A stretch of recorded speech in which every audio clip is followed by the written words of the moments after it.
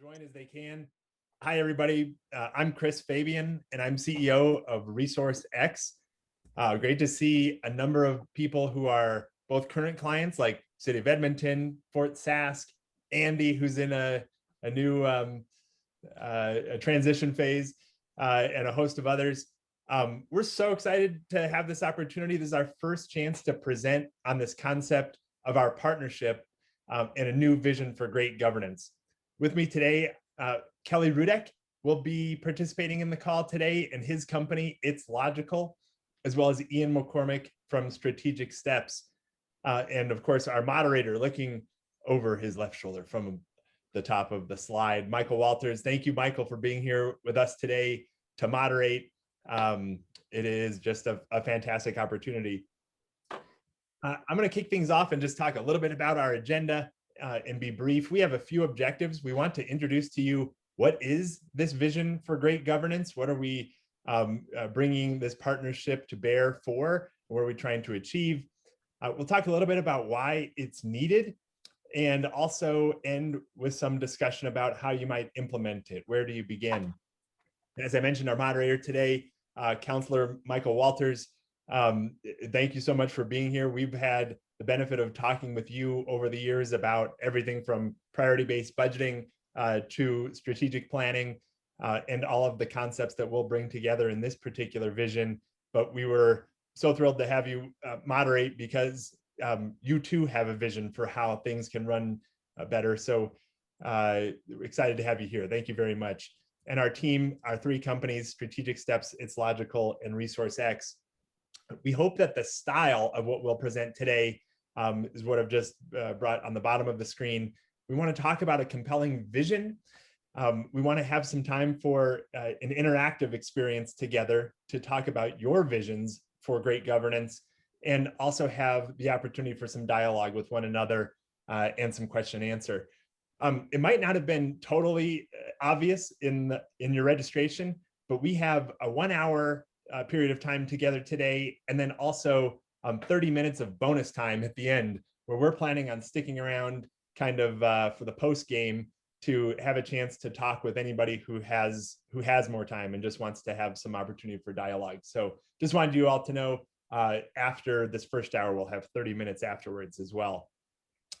And before I transition over to Kelly, who will have a chance to introduce our moderator, I wanted to hit a very simple idea that I bet many of you can relate to, and that is the notion of completeness. One of the most exciting things to me about this particular partnership is the opportunity to bring together so many complementary components that all of our clients end up needing. This puzzle piece with one piece missing is the metaphor. I think we all know what it feels like to implement some fantastic initiative and get to the end or be midway through the implementation and realize, man, I'm missing something. There's another component to this. It's not the complete package. And so this quest for completeness, to be able to envision and provide for you the whole picture, the whole puzzle, all pieces included, is probably what's most compelling. We've tried to look out and see what all the pieces look like when they join together. And as we talk about completeness, these being the four components that we'll discuss today, four components really resonate with me. One, a true focus on the value to people, the value to our residents. The fundamental reason why we exist in the first place is to create this return on investment and value for the people we serve. The second component of completeness is having a long-term vision. Clearly, we have short-term needs, but to have the opportunity to really pursue, what are we trying to do? What is this community that we're trying to achieve?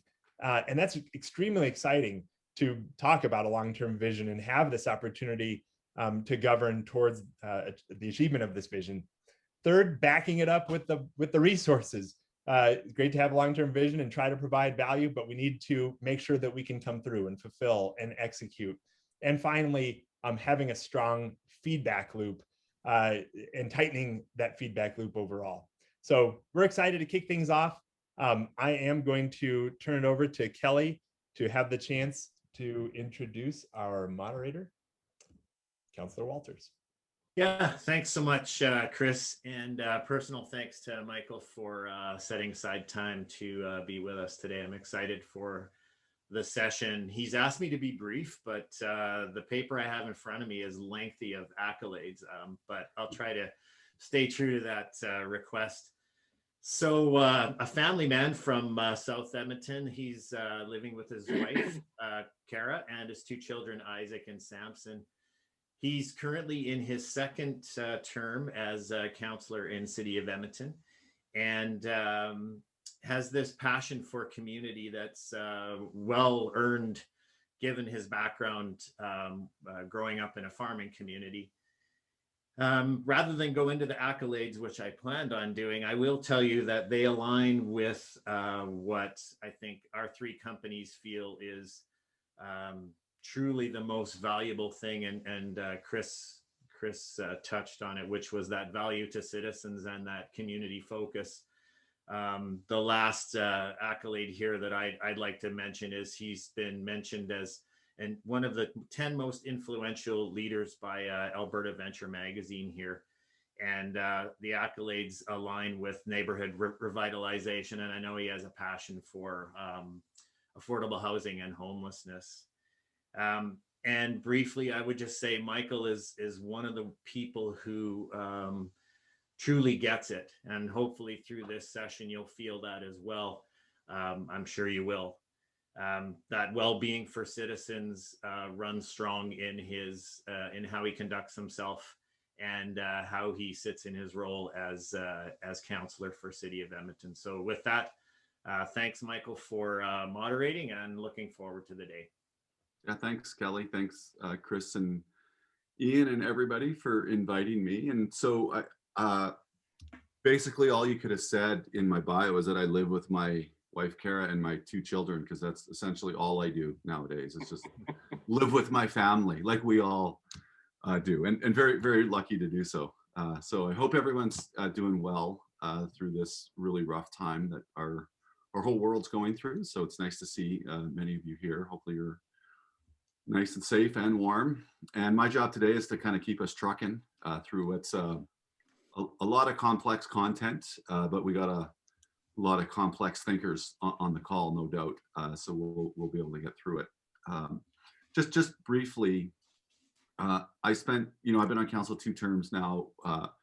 When I first got elected, I kind of looked at the City of Edmonton actually having about 5 or 6 strategic plans instead of 1. There was, obvious effort to integrate and to make sure that they were sort of speaking with one voice and working together. But, we famously called them the way-we's, the way we grow, the way we move, the way we live, the way we green. There was a lot of stuff there that I often kidded was every idea known to person kind was stuffed in there, and certainly a lack of emphasis on priorities. And I do want to recognize I have a friend and a colleague on the call here, Councillor Cartmel, who's I met when he got elected last term, and we share this idea, this passion for why don't we start to prioritize things. We can't do everything that we possibly can think of, and I think priorities and financial constraints are going to be the name of the game for municipalities, particularly in the coming years. So we went through a process of creating a strategic plan called Connect Edmonton, a city plan, which was our first ever combined and spatially based land use and transportation master plan that put all of those other economic strategies and livability and quality of life strategies inside of it. And I think it was a big win for our city to get that far. And, then as that cascades to our corporate business plan and to our budget, to imagine spending money actually in a way that's aligned with your strategy. It's almost kind of a miracle, because often we have strategies in one hand and then a completely different exercise, which is budgeting. So what I think these really excellent thinkers that I've gotten to know over the years, Kelly and Ian and Chris, are proposing today, I think is really valuable for us to spend a lot of time contemplating. So I'm really grateful to be here. And I think the real skill, as Chris said, is keeping your eye, when you're in a governance position, is keeping your eye on the whole puzzle. Like it's so easy in our business to get distracted by 10 different things a day, but to set aside time to remind yourself what the whole picture needs to look like is really important for leaders. So on that note, that's kind of where I come from. I'm going to kind of push us through today. I'm going to be a little bit pushy to make sure that we stay on time. And I'm going to start by handing it over to Ian to introduce this idea of the unification theory, which is bringing all of these important things together. The completed puzzle, if you will. Take it away, Ian. Thanks very much, Councillor Walters. I'd also, before we start, Michael had talked briefly about some of the thinkers on the line here. I'd like to acknowledge Mark Anielski, who's on here as well, who has developed some of the kernels of this as well. So nice to see you, Mark. So I'd like to talk a bit about this vision for great governance that we've got and add in the note at the bottom of the slide around intent as well, because that's particularly important. So I would suggest we all choose to move to a particular community for a reason, and we all choose to stay there for a reason. Each place is unique in its history, culture, services, and amenities. The unique set of attributes evolves over time, and it's grown because of decisions that local governments make for their citizens, businesses, and community organizations. Everything a local government has done, currently does, or will do is due to demand. That demand may come from local citizens or businesses, or it might come from other orders of government. There's a process that's followed to identify those demands, determine how to deliver them and at what scale, then to actually respond to those demands with programs, services, amenities, and facilities, and finally, to check that the demand has been met to the ability of the local government. So that brings us to our theory of local governance. So this process is actually a loop where one period's results will help inform the next period's plans. The loop could be annual, or it could be generational, or it could be something in between. The unification theory of local government is a way of illustrating what happens. This is a model, so nuance and local specificity are omitted. We begin with people because without people in a geographical area, there's no need for local government. People express desires or needs, and that gets passed on to elected officials. They govern with an eye to a future, and we've already spoken about vision, creating high-level governance plans, and then they narrow that to their priorities. The handoff goes to local government managers to implement the strategy. Prudent planning here involves engaging with the population and developing measures that will let everyone know whether the plan was successful or not. Finally, we're back to citizens. One more click, if you would, please. Finally, we're back to citizens. They need to be asked whether they are satisfied with what was provided and to what extent. This then feeds back into next year's planning. All through this loop, we're looking to increase the personal well-being of everyone who calls this place home, also noted here with intent at the bottom. So that's a high-level overview of what we are talking about as this theory of the grand unification theory of local government. The three companies here today have known each other for years, and we all have particular strengths in areas of the unification. ResourceX is well known across the continent for their vision for the allocation of scarce resources to important priorities. Its Logical is somewhat newer, and that company's focus is on the well-being and happiness of individuals, families, and groups within a society. Strategic Steps works in the space between elected officials and local government managers, making sure that great governance is fostered wherever possible. We chose to come together with the desire for the whole to be greater than the sum of its parts. We all have expertise, and part of that expertise is knowing what we do well and where we have gaps. Each of us fills the other's gaps and builds on the other's strengths. Great governance is fundamentally about how people interact, their relationships, how they treat one another, and the legacies they leave for future generations. With that, I'll hand it back to Michael. All right. Thanks, Ian. And I think, as we get more into this, you're going to see about the importance of keeping all of these pieces top of mind in equal priority as we move through this. So Kelly, I'll pass it over to you. Thanks, Michael. So start with why. You've probably seen that before. I'm a big fan of Simon Sinek, and I think both my colleagues, Chris and Ian, are as well. And that's basically, I think, what has been motivating our companies for some time now. And it's probably one of the reasons why we've come together. And I think we feel that that well-being has come up. And if a municipality does not exist for the reason of providing that well-being, I struggle to find the other reason why. We've all been individually motivated by our work to date. And as we continue to share our experiences with each other, our conversations led us to some bigger picture thinking. And we found out that we all love playing a role in improving others' lives. And I didn't know Ian was going to mention the happiness piece, but really, if that's something that is a result of us all coming together, I think that's something that we would really be proud of. Next slide. So why us in particular? So we all have very unique strengths, as noted by Ian, and we're going to be leveraging all of our skills, passions, and processes for the benefit of those that we work with. And we genuinely get excited about these things. This can be somewhat dry for some, but when we come together, it's we all have some genuine smiles on our faces and get motivated by doing these things, challenging ourselves to be better.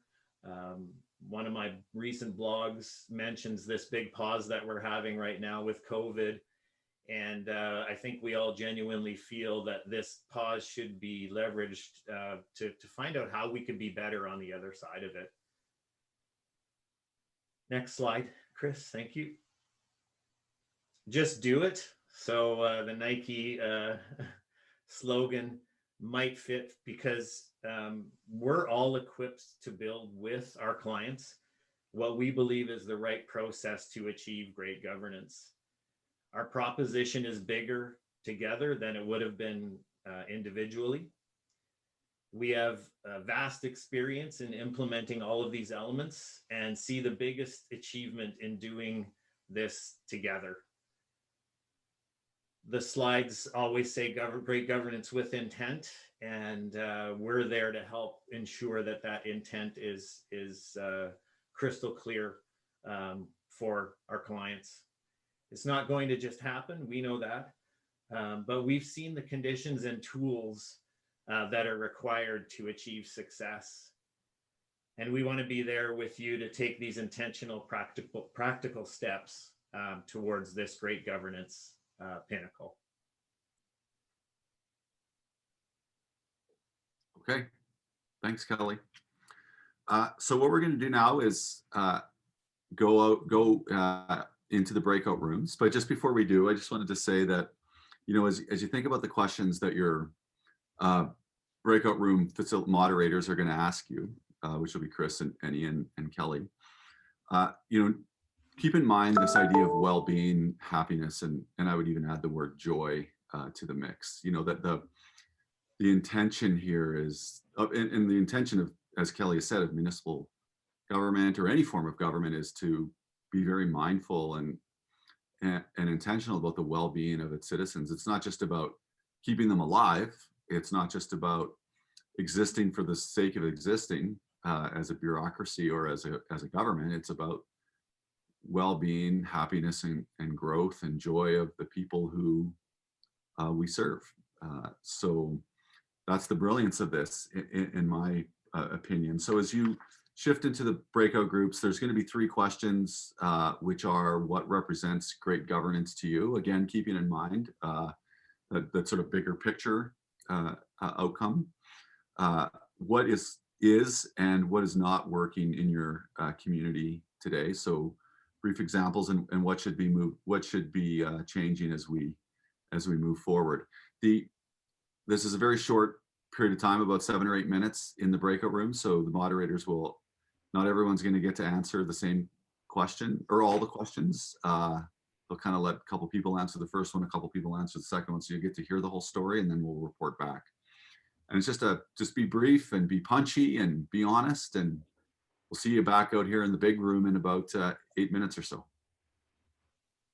Chris is gonna divide us up. There we go.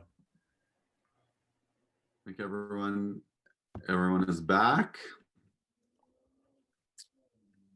And we'll do a couple, just a kind of minute each from each of the facilitators, just reflecting back. Although I got to say, I heard in our group that politicians are mainly the problem, but we'll get in. Chris can get into that in a second. I'm kidding, not mainly, just a little. Okay, how about we start with Kelly's group? Thanks. Best group first. What an awesome conversation we had. And I hope I do it justice what we chatted about. So great governance, things like transparency, responsiveness, inclusivity came up. Definitely the citizen focus and accountability, which I thought was really key. The idea of leadership as well was talked about, and I think in general what I heard from the group, a lot of people mentioned this efficiencies and the constraints that we're facing, and it's going to become more and more important to demonstrate the value that came up earlier in our conversations. And some of that value might look a little different than it has in the past in around that well-being sentiment. What's working and what might not be working. COVID came up as a plus and a minus. So some in our group felt, man, we've really been able to demonstrate some resiliency that can be leveraged going forward. And that might be a really big opportunity. But also there's been it's highlighted some fractures or some divisiveness in communities, in that there's some polarization. Some are just can't believe it, it's all fake news. And others are just homebound and don't want to leave. So there's this challenge that we're facing at the same time. So just about 30 more seconds, Kelly. Yeah, thanks, Michael. And moving forward, I think in particular, one of the concepts that came up in our group was this opportunity to leverage what I coined after as Generation P. There's this young demographic right now who's thinking about things a little bit differently and are really purposeful and purpose-driven. So, maybe moving forward, that can be a real positive in both of these opportunities and challenges we're facing. Great. Thanks, Kelly. Sorry to rush you. No, that's fine. Ian, we were certainly way less linear than the last group, and to the point where Eric actually volunteered to respond. So go ahead. Yeah, we had a good conversation, hitting on several points. I thought one interesting comment referred to the puzzle piece that Chris kind of touched on at the beginning, which is kind of representative of how to combine all these different elements into a good government strategy. And one of the comments was this individual's community has been gelling around several of these strategies, but a challenge is when council comes to an election term here, and some of that traction seems to peter out in the midst of an election, and how to keep that moving. So that was one comment. A couple more around well-being that I thought were interesting. One around how the province of Alberta has been relatively successful with kind of an outcome-based budgeting strategy. And the comment, I believe, was how to transition and incorporate some well-being into that strategy as kind of a next step. An additional comment around well-being was that well-being is great and a great goal, but without equality, well-being becomes challenging. So in essence, there needs to be building blocks until well-being can be achieved. One of the foundations should be equality. And so I thought that was a great comment, and one we should all think about. And I'll pass it on. Great. Thanks, Eric. Yep. Thanks, Ian. Chris. All right. We did go question by question. And in terms of great governance, one of the first responses was connecting citizens with the services that we provide and digging a little bit deeper into what connection actually means. It was that citizens understand what services are being provided and that there's trust there. We also talked about, this was really interesting, having a foundation for great decision making. So the idea that great governance somehow supports all of the decisions that need to be made and leading to the best decisions possible. The opposite of saying that we're on autopilot and things will just move forward swiftly without any input. For question 2, what is not working? We went a little bit further on political will and the idea that elected officials get into office, there's a fire hose of participation and information, and there isn't a whole lot of opportunity for reflection on the principles and priorities that you set that are often reflected in a strategic plan. And we went even deeper on that to say that the strategic plan is so important and having that long-term vision, but it's often overlooked in favor of the urgent needs of a community. And we need that opportunity for reflection and constantly considering the greater strategic priorities that we're trying to achieve. And then finally, in terms of what should be for moving forward, quite simply, a focus on outcomes. Are we doing anything? It was that the importance of a better feedback mechanism and truly understanding if things are getting better and having that input in that loop that Ian talked about earlier. Okay, great. Thanks, Chris. And those are pretty rich conversations for 7 or 8 minutes. So thanks everybody for digging in and being really clear. And I think those are that's a great basis for us to move into the next piece where we start to, when we talk about the whole enchilada, keep that in mind, but we're going to unpack it a little bit piece by piece now and then sort of weave it all back together in the end. So for the next 13 or 14 minutes before we get closer to the end, we'll have Ian and then Chris and then Kelly sort of talk about each of those pieces for brief bits here. So I'll start with Ian.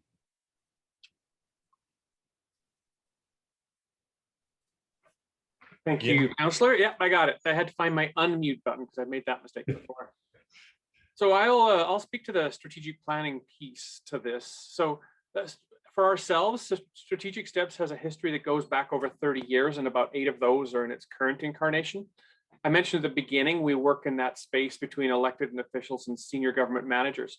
For that reason, we tend to focus on the strategic, bringing about change over time and working on creating vital and sustainable communities that are led by focused people. This doesn't exist in a vacuum, of course, which is why this great governance partnership makes so much sense to me. Planning's important. You may recall the Cheshire Cat telling Alice that if you don't know where you're going, any road will get you there. In reality, it won't. That's what strategic planning is all about. Choosing a road based on a destination that you might not reach for a generation. That the environment will certainly shift between now and then doesn't mean you shouldn't plan. We believe in and promote cascading alignment. If what's being delivered by the municipality doesn't somehow link to achieving the community's vision, why is it being done? Sometimes it's a legacy that has never been questioned. Sometimes it's that shiny object for which a grant was available. Sometimes it's that it was on one elected official's to-do list. Regardless, living the examined life is important both now and regularly as we go throughout council's terms. There needs to be a clear cascade from who we are to what we do. Council set the aspirational municipal visions and work through mission and values as key statements. This moves to the development of outcome goals, strategies, or actions, and ultimately to service delivery that can be checked against performance measures. The measures can be a mix of outputs, so how much, how many, how often, and outcomes, which is change over time. This type of alignment is critical because there's always more work to do than there are resources available to do it. Councils or boards of directors can make choices based on what will give community or organizations the best chance to achieve its vision. We often speak about the principles of good and now great governance. I believe there are bedrock principles that absolutely must be present for good governance to occur. Things like mutual respect and shared accountability. Much like Maslow's hierarchy of needs, we can move up the pyramid of governance through basic governance, good governance, and aspirational governance. Only at the peak is great governance really present, where elected and appointed people together seek innovation and recognize that prudent risk is necessary. Not everything will work, and that's okay. One of strategic steps company values is wisdom. To me, that means sharing what we know. To that end, all of that I have spoken about in the last few minutes is in my book, Who's Driving the Greater and Other Governance Questions. It provides a real life example of good governance and some not so great examples too. The second half of the book is focused on local leadership. Each chapter contains a few health check questions that are intended to be a starting point for discussion among local officials. So that's the strategic step story and contribution. There's a clear tie into what ResourceX's work in priority-based budgeting as a governance tool. And Chris Fabian is going to speak to that. Great. Thanks, Ian. Man, listening to you, it's inspirational, especially in light of our group discussions, looking out at the big picture of the strategic plan. Our part's pretty easy. How do you connect what you do? It's that connection piece with what you're trying to achieve and make sure that your resources are aligned. I'm going to talk just briefly about priority-based budgeting and how it comes together. And it starts with creating this basic data that doesn't necessarily exist. What we leverage is the resource information that all of us start with, which is our line item data. And our epiphany was that line item data is great for budget control, for basic accounting, but it doesn't serve us well in this kind of connection that we're trying to make to the greater good. So in order to create a better connection, all that we have done is slipped in this idea of a program inventory. What do? We attach the line item data so we understand how much it costs us to do what we do. And as you move up, these pictures are meant to illustrate layers of data that we're bringing together and tying together. We want to know basic things about the programs that we provide, which will serve as that foundation for decision-making that our group was talking about. But are our programs mandated? Who do they serve? What is the size of population served? Do we have options for partnerships? What about cost recovery and those sorts of things? Fundamentally, the yellow layer that we're connecting to programs is this idea of the impact or alignment with the outcomes that we seek. And that's back to Councillor Walters constantly refocusing on, does this achieve the greater strategic plan? Are these programs aligned today as things evolve? Finally, the purple layer talks about the future. Where are we headed? Always allowing for room for change. A program's future direction, its trajectory, gives us the freedom to say that we can evolve the way that we allocate resources. We can free up resources from certain areas and align them to our priorities because resources are always scarce. So our work proceeds to say all of this data creation serves a purpose. Its purpose is to give us new insight. It's like a forest from the trees type of situation where with greater insight, we have knowledge about which programs we need to resource at a higher level and from where we can repurpose or reallocate resources away from, disinvest, and also entrepreneurial ways that we might be able to generate new revenue. Insights are great, but insights are nothing without action where the rubber hits the road. So we do need this ability to take our ideas for resource reallocation and plant them in what is one of the most formal decision-making documents, and that is the budget, so we can complete the feedback loop. I wanted to just give you a look at what this can look like overall. This is St. Albert, and as they had developed insights, especially pertaining to COVID, imagine seeing your budget not necessarily in terms of what you do, but the opportunities that you have in front of you for resource reallocation and revenue generation. And as you look at this, this represents all of the programs in their budget by opportunity area. Where are we headed with these programs, and where can we seek to free up resources? And lastly, we did earlier this year what we called the Resource Excellence Awards, and John Dance is on the line. And I wanted to point you to another community who is succeeding very much so as you look at their transition from basic line item budgeting, which we all know, to what it looks like to talk about programs and programmatic change.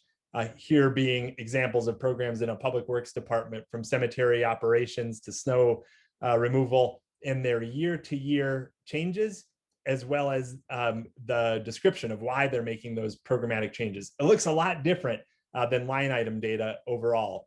And as we caught up with the folks in Fort Sask, hearing that the council's discussion revolved around programmatic choice and not necessarily the line item detail was something that was definitely inspiring to us. So that, in a nutshell, I wanted to keep it concise and on target for priority-based budgeting. But I wanted to turn it over to Kelly, who's going to talk a little bit more about governance. Right, thanks, Chris. So I'm going to be brief. What was it that Liz told me? Be brief and be brilliant. Well, I'll certainly try to hit the be brief part.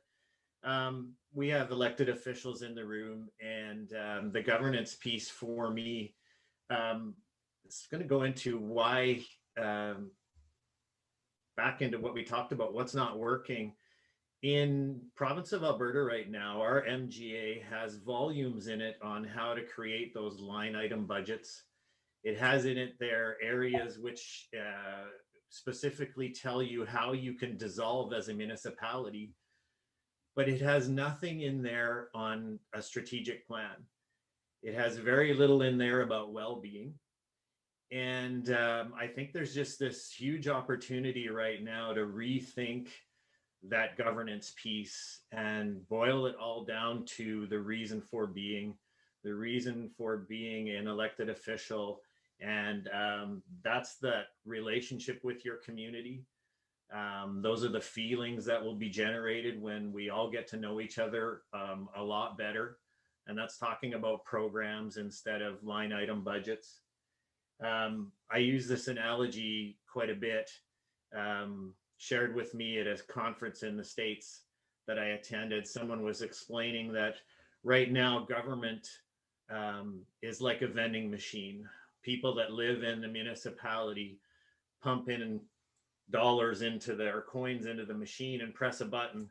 Something comes out. They have no idea about the inner workings of that vending machine. Well, there's real people with real feelings, and lots of them actually probably live in the same municipality where you're paying those taxes into. So there's this real big opportunity from a governance perspective to strive to create and build and foster those relationships, so that when we get to know each other and we're all have a common purpose, this happiness or the happy citizen, that just bodes well for everything that we're talking about today, and that loop that happens.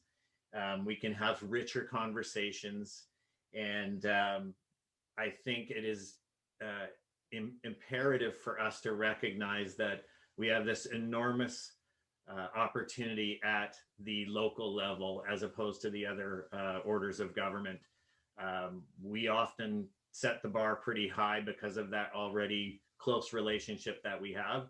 So we have this opportunity to set the bar higher than other orders of government. So with that, I'm going to turn it over to our next part.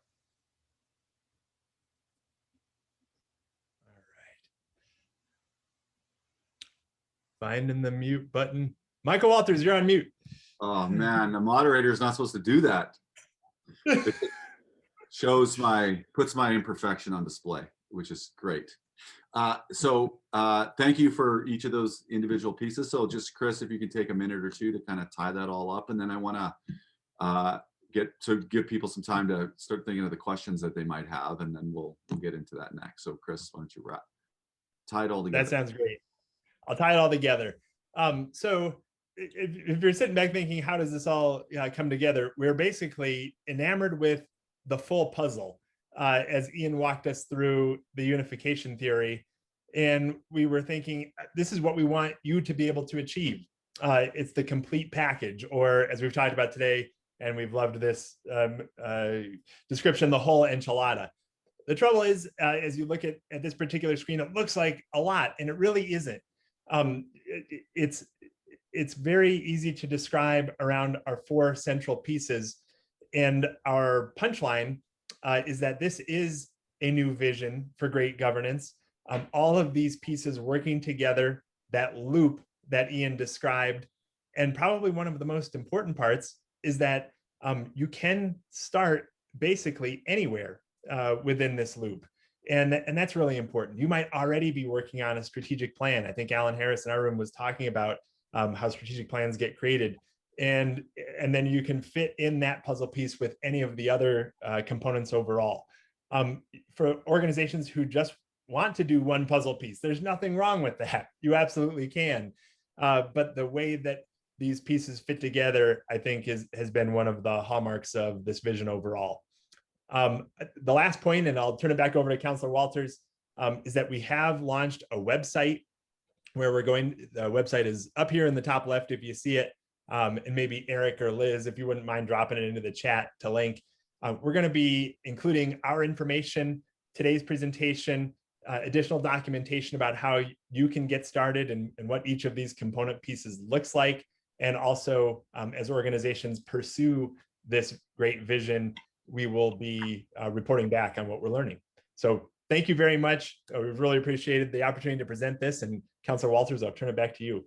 Great, thanks, Chris. So, I know we've had a short amount of time, and there's a lot there, much of which none of you are unfamiliar with. And I think this idea of making sure we're very intentional about, linking it all together and building a full puzzle. I wonder if people, and you can use the raise hand function I can see here, if you raise your hand, and we can direct a couple questions before we wrap up today. Or wave at me.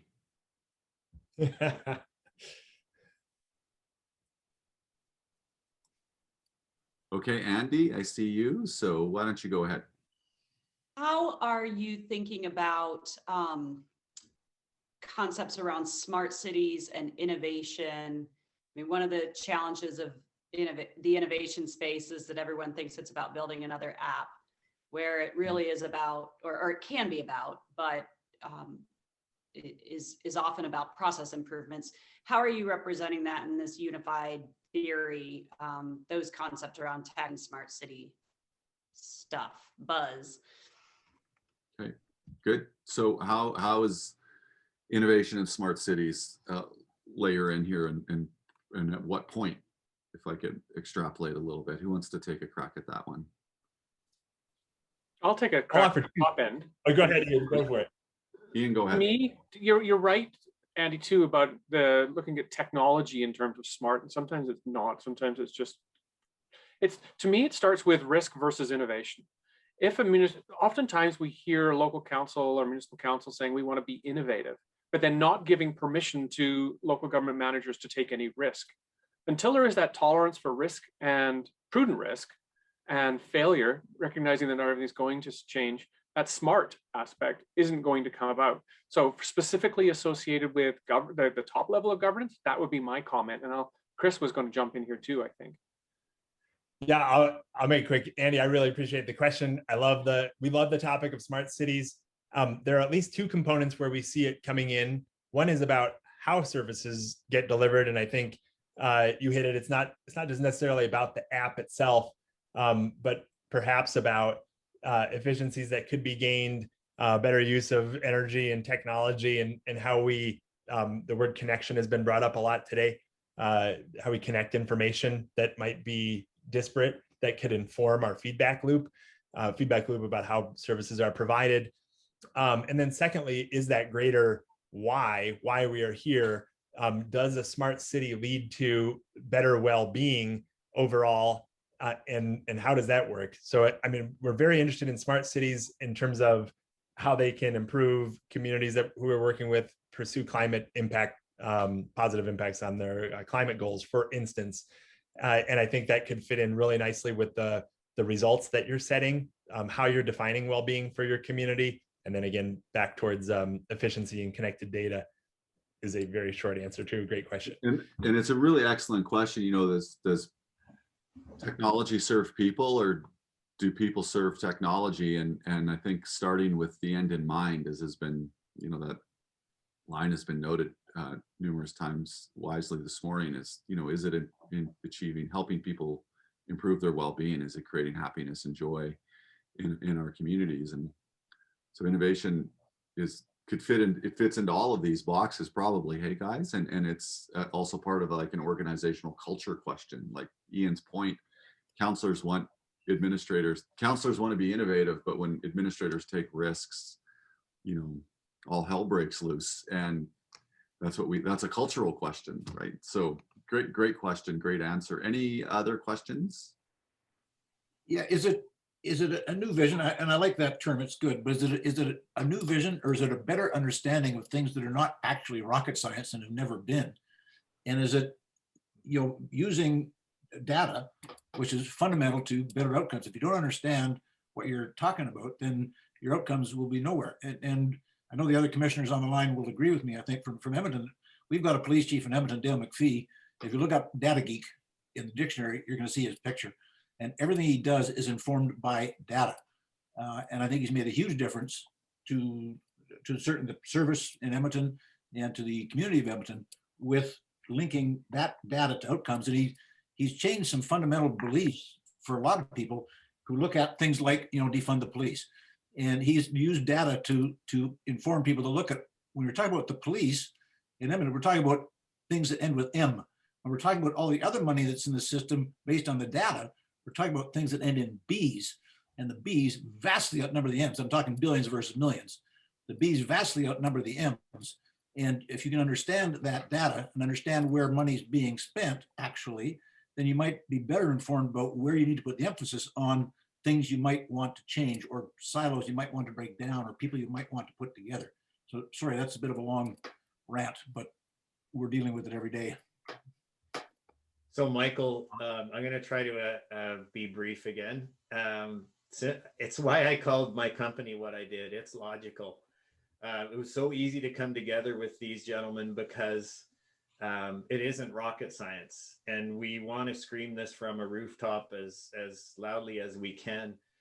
People think this is an enormous task, but these are very logical sequences to follow and very compelling when they come together. And it is all about making good decisions and challenging the relevancy of what you did before. I think too often right now we get, the public gets excited about efficiencies and effectiveness, and they just zoom past this relevancy conversation. And I think we need to be better at government in challenging whether what we did yesterday is achieving the things that we want to achieve today. And so to your point about defund police, what a topical thing to talk about right now, in that is that the right term? I would venture it's not. But if you want to look at the resource spend and the resource allocation in that area, and what is it actually accomplishing for you, and back to that well-being, are you doing what you should be doing to drive that well-being of your citizenry? It just seems like a logical conversation to have. Okay, When thanks. it does come together, though, it is like rocket science. It's pretty cool. If you haven't seen it, it can often seem like rocket science. It's pretty simple. Okay, so we're just maybe have time for one more question for the formal part of the group. I know we got the overflow time, but does anyone have any other questions before we kind of wrap up the official part?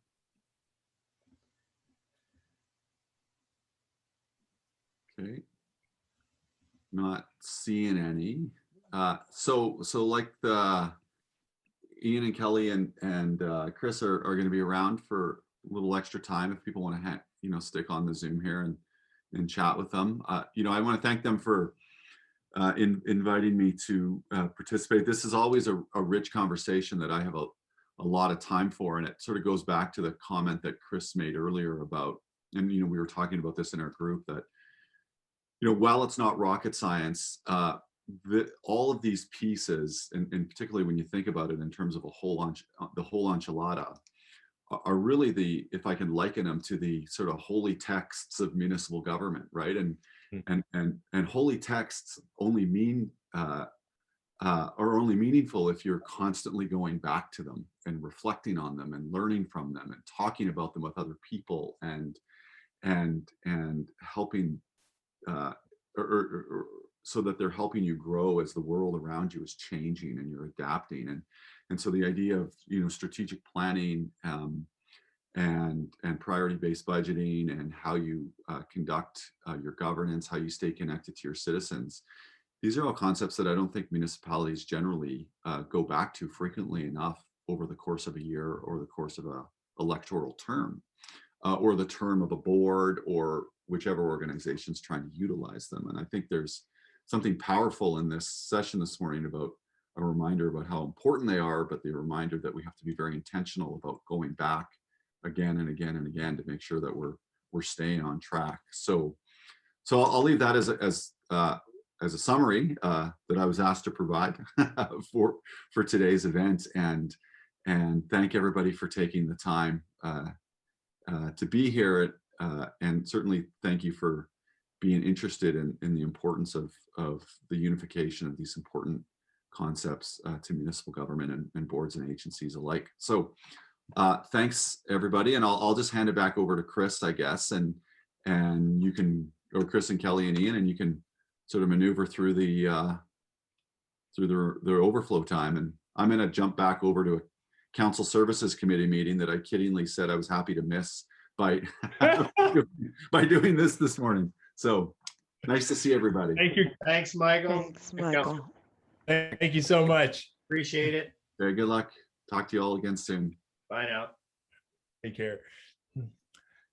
Wow, holy text, man, that got us to a new level in the integration.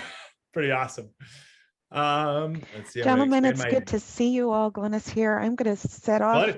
I've got another meeting as well, but I'm really, really pleased to see you all working synergistically and making good things happen. Bye, Glennis. Thanks, Glennis. Great to see you too, Glennis. Thanks, Chris. You well. All right. We've got Andy, Bonnie, Rosemary, Mark, and our team. Hi, Mark. Oh no, we lost Rosemary. Kelly. Okay.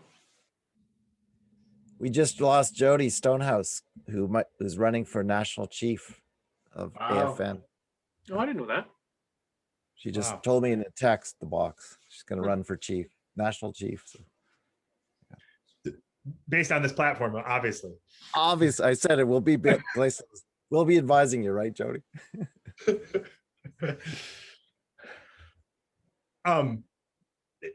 anybody wants to start, I was going to go back to Andy. You asked your question, and then we had like limited time to dive into smart cities. Did you want to go further on even your take on where smart cities fits in? Well, there's two things that that come to mind for me is that one, the going through the frustration of living in priority-based budgeting implementation without good, solid strategic plan to hang it on. So missing that entire chunk, safe space, right? But missing that entire chunk and then trying to implement that pain was real. But then also just having lived in the world of the sun is shining in Michigan, so that's I'm so excited. This is I'm distracted and I can't move because I have to get some sort of vitamin D in my life. But the concept of the concepts of innovation and tech and how cities are just grabbing at so many shiny objects right now, and trying to get those to work for them, or thinking that that's the solution, and not really, I think, having these foundational, simple, you know, building blocks in place. And so that's kind of my administrative PTSD that I'm working through right now, those two pieces. Andy, I think that's really quite right. I mentioned falling for the shiny object, and it's probably a metaphor that everybody uses. And it's the focus piece. If you just do budgeting because we did last year plus 2%, or zero based or something to that effect, we don't really move. It's not transformational. The best you're going to do is an incremental change. Talk about be smart. It talks about innovation to me, and that's what becomes transformational. So the permission, I shouldn't even say permission, the vision of city council or county council, I think is critical in this, because somebody had said earlier too that councils want one thing and then give permissions to do something completely different, particularly around risk. And we're not going to get smart. And I mean, you mentioned apps. We're not going to get smart in any of the ways that word actually means if the council's not leading from in front. And when we hear people just wanting their potholes fixed or noisy dogs to be corralled, that doesn't really get us anywhere. That's at best status quo. I'm really interested in Mark's perspective on where you've seen smart cities come up. Wow, I had some sort of squeak, sorry. Oh, maybe that was a smart city ghost coming up behind you. Smart city ghost is like, I'll take care of you, ruin your Wi-Fi. But in your work with happiness and well-being, where have you seen smart cities come up, if anywhere? Nowhere. I was involved with smart city stuff 15 years ago in BC. And we actually did a comparison of Ontario cities and BC cities. And we got roasted for, saying that Nelson was #1 and Maple Ridge was last. And they're like, this is bullshit. You're just using objective statistics to rank us. You don't even know why, to Ian's point, why people love to live here, right? So to the point I was making, we never really measured the subjective side of smart cities or well-being. But that's so long ago. I mean, the smart city thing isn't even on the radar, in my opinion. It may still be, but we see it effectively on the other side, like where you see it working well. Maybe this goes back to Andy's point, is when it's a means to an end. So Pittsburgh is extremely proud and happy. Mark, Grant Irvin has been, yeah, I know you know him well. When smart cities represent a means towards an end goal of their extremely awesome and ambitious climate goals, then it makes it easy to get behind just, how does that technology help with energy use? And you can see it within the greater context. And that's where it has a chance to be cool, but it's not like tail wagging the dog. But the conversation with Grant at Pittsburgh was, smart city knows what its assets are. And, from my accounting perspective, we don't even have the right balance sheet. We've never actually done the asset inventory of the people, the culture, the natural resources. And until we do that, we're limping along with an incomplete set of accounts, right? To measure anything. So that's what Pittsburgh, I think, will try to do. Yeah. I'll go back to my point about, I think that shiny thing comes up too often. And so City of Edmonton has it. Well, Strathcona County has to have it now. And there's not that loop back, that genuine effort to find out how relevant this new thing will be for your citizens. Have you missed the mark and you've missed bleeding edge, you've missed leading edge. Now you're just adding it on because everyone else has it, right? If you are going to be bleeding edge, do you have that result in your strategic plan that says you're going to be the most innovative, so you're willing to take that risk? You just don't make these informed decisions. They're more emotional than anything else. So I think you start with those foundations of, is it going to be beneficial to my citizens? Have I actually asked them whether it's going to be beneficial to them? Can I see the value, or am I just making an emotional decision that feels good in the moment?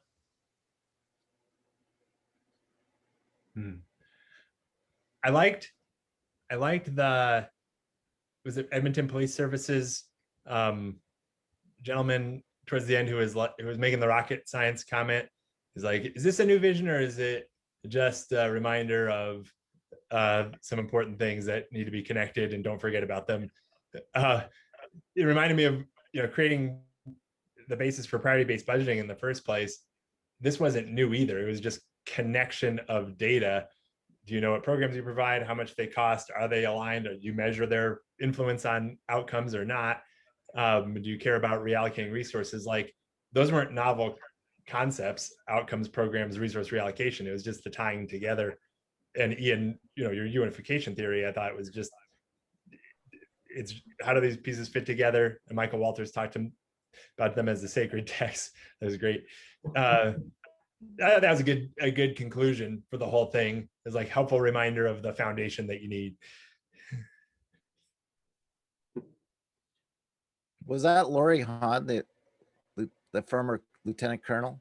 Yeah. The former fighter pilot. Yeah. Former member of parliament. That's the guy. Now he's the Edmonton Police Commission member. And don't we have a new city manager who's also Army or Air Army? Force? Yeah. You guys, I got to run. I've got another meeting I have to me prep too. for as well. Sounds good. Well, thank you so much. It was a great kickoff.